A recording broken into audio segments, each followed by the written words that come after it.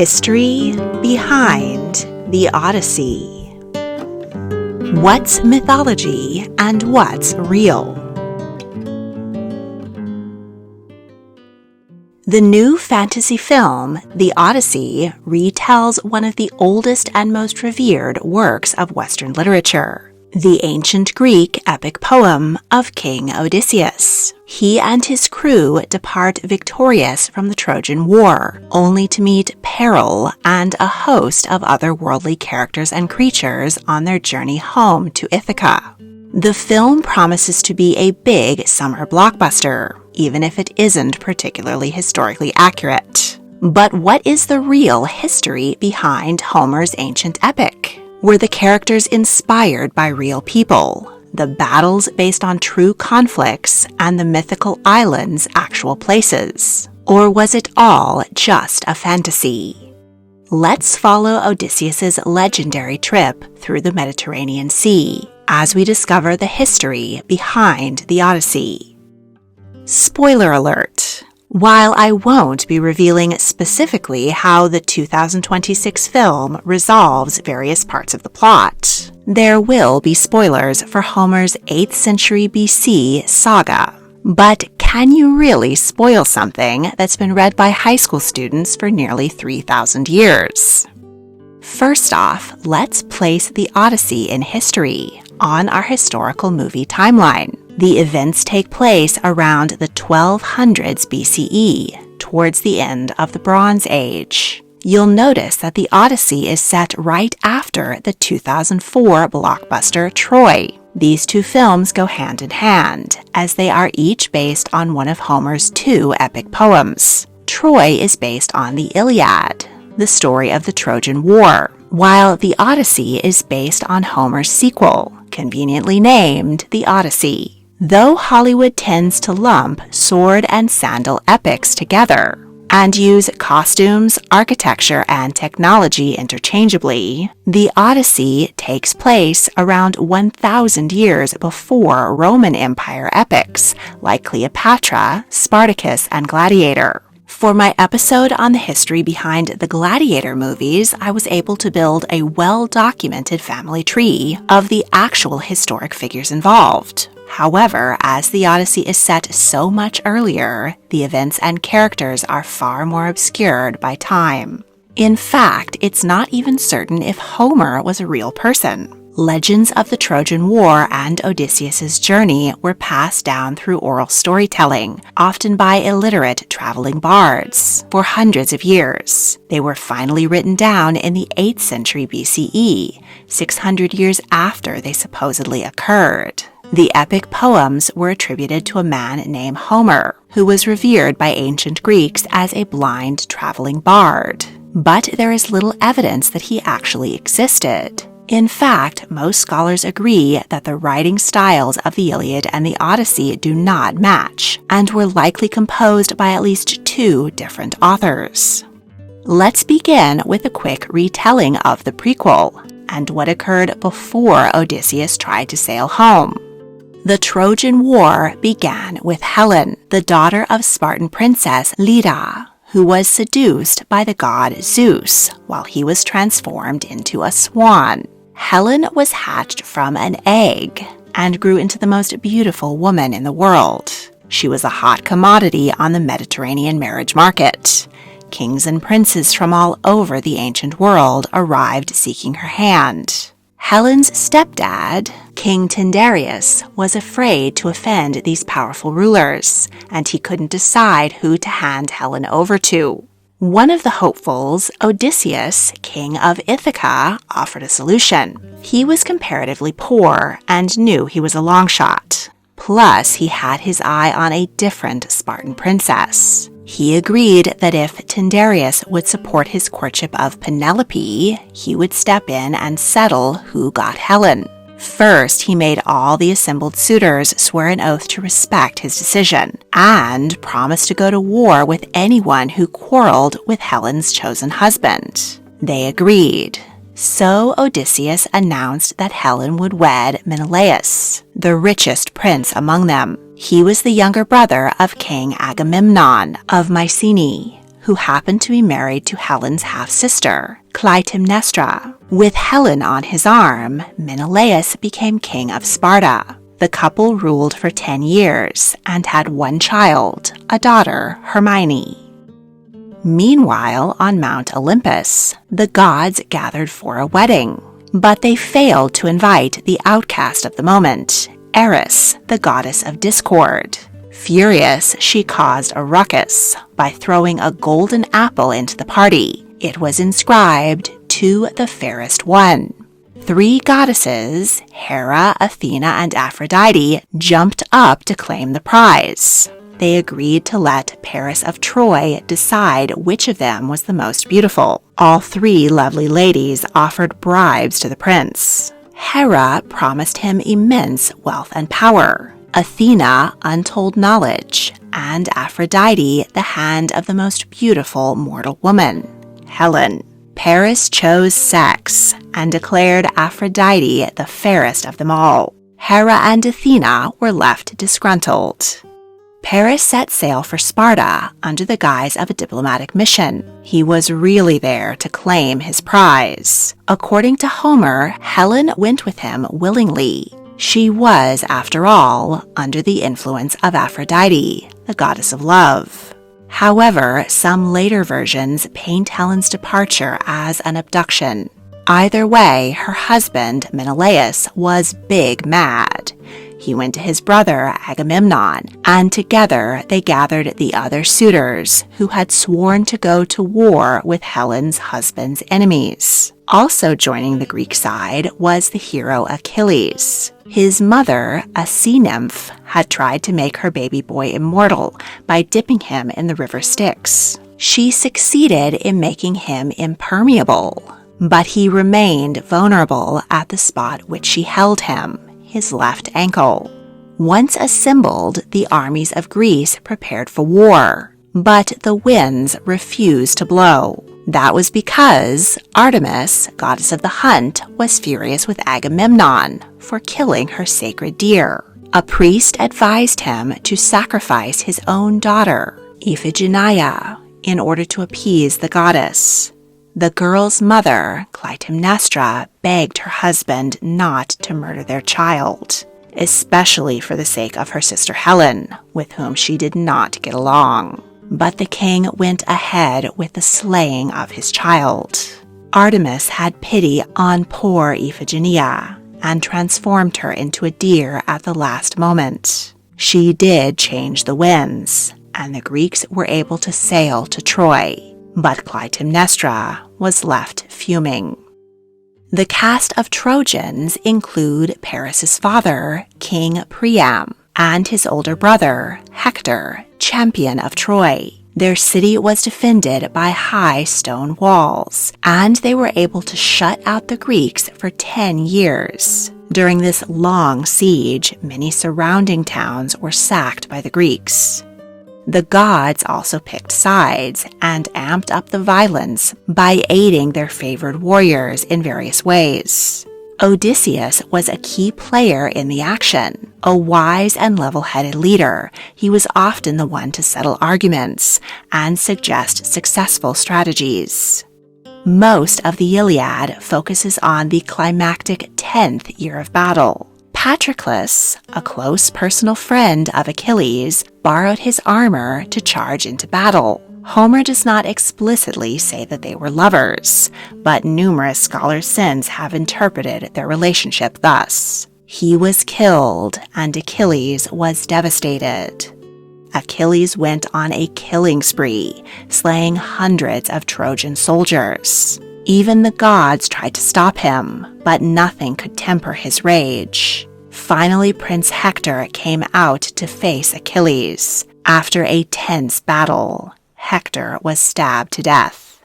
Achilles then dishonored his enemy's corpse by stripping his armor and dragging him around the city, strapped to the back of his chariot. A few nights later, King Priam stole into the Greek camp to beg Achilles for the return of his son's body, so he could give him a proper funeral. Achilles was moved by the old man's tears and the two men lamented their losses in the terrible war. Priam carried Hector's body back into Troy, and the city mourned. Homer's story ends there, without revealing how the war ended or who won. The most famous part of the story, the Trojan horse, does not appear in the Iliad at all. Homer's sequel, the Odyssey, does make brief mention of the infamous Khan, but the Trojan horse wasn't actually fleshed out until 800 years later, when Roman poet Virgil wrote his own account of the Trojan War. The Aeneid, written in 19 BCE, tells of how Achilles was finally defeated by Paris, who shot an arrow into his vulnerable heel. In the resulting battle, Paris was mortally wounded. Nearly all of the great heroes were now reduced to ashes on funeral pyres. Odysseus came up with a brilliant plan to finally breach the walls of Troy and end the war in a nuclear fashion. He commanded the Greeks to build a giant wooden horse on the beach and then sail away from Troy. The Trojans, believing the horse to be an offering to the gods for a safe journey home, claimed it as a trophy and dragged it inside of the city. In the glow of victory, they drank and partied around it all night. But when they were drunk asleep, Odysseus and select few warriors crept out of the hollow horse. They unlocked the gates to the rest of the Greek army, who had quietly sailed back. Then they decimated the Trojans from within their own walls. They murdered men and enslaved women and children. Then they burned mighty Troy to the ground, including the temples, which pissed off the gods. Big mistake. Elderly King Priam sought sanctuary at the altar of Zeus, but Achilles' son, Neoptolemus, ignored his pleading and brutally murdered him. Only a handful of Trojans escaped the carnage. According to Virgil's version, Trojan hero Aeneas made it to Italy, where he became an ancestor of the Romans. Helen also made it out alive. Her love for Paris, which was never really her own, had been fading throughout the long conflict. Over time, she became disgusted by his cowardice in battle and wished to return to her husband, Menelaus. In the end, she made it back to Sparta. In Homer's version, her husband, who had sacrificed so much to get her back, was furious. He intended to kill her for her betrayal. However, when he saw her unparalleled beauty, his anger melted away, and they lived together happily for many years. When the victorious, blood-soaked Greeks jumped back in their ships, ready to sail home after a decade of fighting, the angry gods sent foul storms to blow them off course. Thus begins the Odyssey. Before we too sail away from Troy, let's find out if this legendary city and its famous war were actually real. Ancient Greeks considered the Trojan War to be a real historic event. However, 18th century scholars dismissed it as a fable. In the 1870s, Frank Calvert and Heinrich Schliemann followed clues in search of a real place that matched Homer's description. These Indiana Jones types uncovered a site called Hisarlik in present-day Turkey. Over 4,000 years, this ancient city was destroyed and rebuilt 9 times. Troy 7 existed during the Late Bronze Age, when the Trojan War is said to have occurred. Calvert and Schliemann used destructive excavation methods. More careful archaeologists have since uncovered jewelry, shields, arrowheads, charred stone, and damaged human remains, suggesting violent deaths, plus the remnants of a massive fortification wall, perhaps the very rampart from which King Priam watched the approaching Greeks. Scholars continue to debate if this was the site of the Homeric legend, but it seems there were many grains of truth to the story of the Trojan War. Similarly, while the monsters and magic in the Odyssey are mythical, the characters, places, and events may be rooted in real history.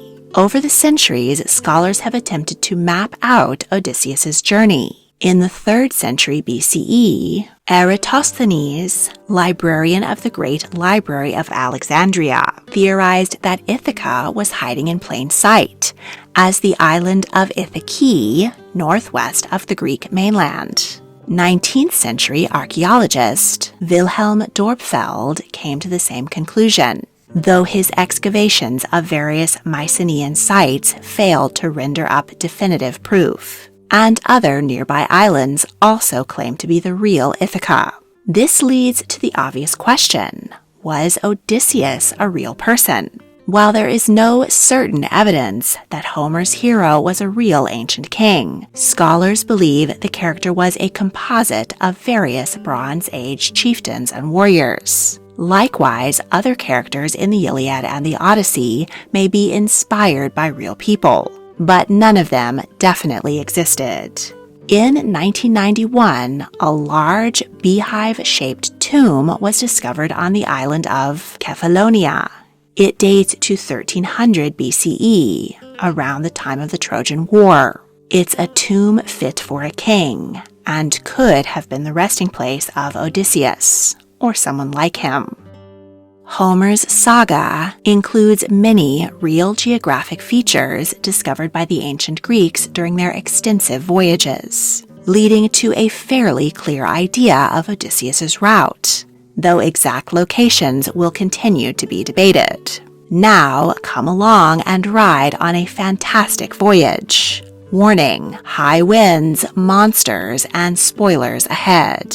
Perfectly in line with the Christopher Nolan movie, Homer's Odyssey actually begins near the ending, in Odysseus's home, Ithaca. While many other Greek neighbors have returned home from war, Odysseus had been missing for a further 7 years. In his absence, his devoted wife, Penelope, was besieged by 108 boorish suitors. They hoped to wed the queen and thus rule her kingdom. Penelope told them that she would select a new husband only after she finished weaving a burial shroud for her father-in-law. But each night she snuck back to her loom and picked apart the strands she'd completed. While they waited, the hordes of rude house guests ate her food, drank her wine, wore her husband's clothes, and generally tore the place up. The goddess Athena advised Penelope's son, Telemachus, that he must seek news of his overdue father. So he set sail for Sparta. There he learned that King Agamemnon had been murdered by his own wife, Clytemnestra, in revenge for sacrificing their daughter. Then Telemachus learned what had become of his father. After departing Troy, Odysseus stopped in Ismata to raid the Sassones tribe, who were allies of the Trojans. He hoped to provision his fleet for the long journey home, but the tribe was mightier than he bargained for, and he retreated and sailed on. While he was circumnavigating Greece, the gods, who were angry about the decimation of Troy, sent storms to blow him off course. Battered, lost, and hungry, the men finally spotted land and went ashore. The inhabitants offered them fruit, which grew in abundance on their mysterious land. But the magical lotus blossoms made the crew fall into a stupor. They forgot who they were and desired only to consume more of the placid produce. Odysseus realized what was going on and carried his sleeping companions back to the ships, making a quick escape. While lotus is non-toxic, scholars equate this particular legendary foodstuff to opium, a potent narcotic which is produced from poppies, commonly grown in North Africa, where the lotus eaters dwelled. On their next land sighting, they brought ashore wine to trade for food. They found a flock of sheep and a nearby cave full of meat and cheese, which the hungry crew devoured. But the shepherd, a cyclops named Polyphemus, returned home and furiously gobbled up 2 of the cave invaders. He rolled a stone over the cavern, trapping the crew inside. Each morning, the Cyclops left to tend his flock, and returned each night to feast upon another member of the terrified crew. Eventually, Odysseus came up with a plot. He offered the giant wine, and when Polyphemus asked who he should thank for the libation, Odysseus answered that his name was Nobody. When the Cyclops was snoring drunk, the king stabbed him in his eye. His howls of agony summoned other Cyclopses, who shouted, "Polyphemus, who is hurting you?" He replied, "Nobody. Nobody is killing me." Confused, the other Cyclopses left. The next morning, Polyphemus opened the cave to let his sheep out. Now blind, he felt each woolly beast as it passed to make sure it was not one of the crew escaping. But they had strapped themselves to the sheep's bellies and were able to bleat a hasty retreat. As Polyphemus hurled boulders at the departing ships, Odysseus boasted that he was not Nobody, but Odysseus, hero of the Trojan War. His hubris was a huge mistake. Polyphemus complained to his father, Poseidon, god of the sea. He cursed Odysseus to wander the ocean for 10 years. The crew next landed on the floating island of Aeolia. There its king, Aeolus, god of the wind, gave them food, wine, and a bag of wind. He instructed Odysseus that if used with great care, the wind bag could speed his journey home. Odysseus painstakingly rationed the magical gales until he had navigated so close to Ithaca that he could smell Penelope's cooking. But his crew suspected the bag was actually filled with gold, so they opened it when the king's back was turned. The benevolent breeze was set free, and the fleet was blown all the way to the other side of Italy. A group of scouts went ashore, but quickly discovered that the land was populated by giant cannibals called Laestrygonians. They chased the scouts back to the beach, hurling rocks at their ships and devouring every sailor they could reach. They smashed every vessel in the fleet, save one, on which Odysseus and his surviving men barely escaped. On Aia, the depleted men split into 2 groups to search for food and water. One group discovered a palace owned by a beautiful woman. Docile wolves and lions quivered at her feet. She invited the men to a sumptuous feast, but mixed with the barley, cheese, and wine was a more sinister ingredient. Finally full, the men fell asleep, but when they awoke, they had transformed into pigs. One man who had not been hungry remained human. He ran to Odysseus, who set out to rescue his crew of swine. On the way, he met the messenger god, Hermes, who offered him a plant which was black at the root and had a white blossom. The gods called it Molly. It would allow him to resist the sorceress's magic. Odysseus accepted Circe's invitation to dine, but she was astonished that he was not transformed into a beast. He put a knife to her throat and demanded that she return his men to their human form. This passage has an interesting bit of real botany behind it. A common plant in the Mediterranean, gypsum weed is packed with compounds that, if consumed, disrupt the vital neurotransmitter acetylcholine. This can cause amnesia, vivid hallucinations, and bizarre behavior. It may even make people believe that they are transformed into animals. In the 1950s, pharmacologists discovered a plant in the Ural Mountains called snowdrop, which is black at the root and has a white blossom. It was being used by locals to prevent paralysis amongst children with polio. After study, the pharmacologist discovered that the plant was rich in galantamine, a compound which prevents the disruption of acetylcholine. This may have been the very plant Hermes gave to Odysseus to protect him from Circe's magic, or rather, her chemistry.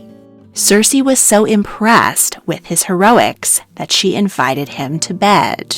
He couldn't resist that chemistry, and he remained with her for a year, even fathering a son by her. But he was determined to get home to Penelope, so he bid Circe farewell. They parted on good terms, and she advised him how to survive a few upcoming perils, and instructed him to travel next to the underworld, where the prophet Tiresias could tell him how to get home.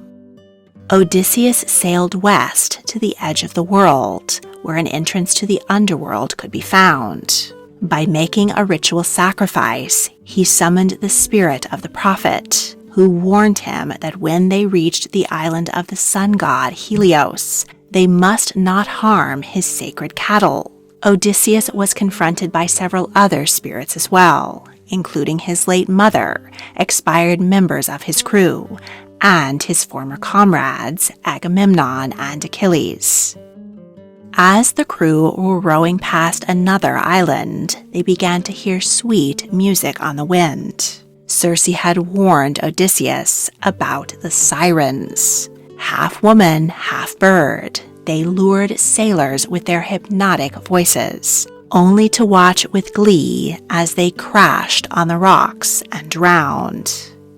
Odysseus plugged his crew's ears with beeswax, but he wanted to be the only man to survive the song of the sirens, so he had them tie him up to the mast. The dulcet tones drove him nearly mad with desire, but the crew could not hear his pleas as they rowed past the treacherous island. Once they were out of earshot, the sirens themselves perished. They had been fated to die if a mortal ever escaped their entrancing song.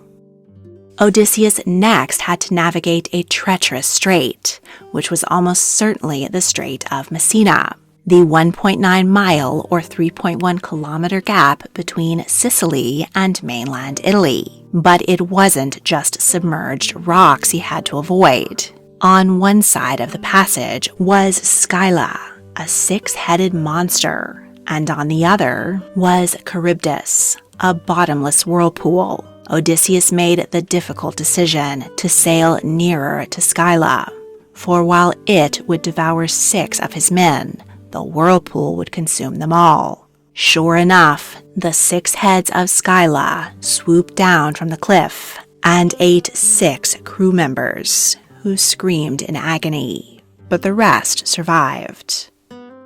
With heavy hearts, they took shelter from an oncoming storm on the island of Thrinacia, the home of Helios. Odysseus warned his men not to touch the sacred cattle who grazed on the island, but the storm trapped them there for over a month, and their supplies ran out. While the king slept, his hungry crew had a barbecue.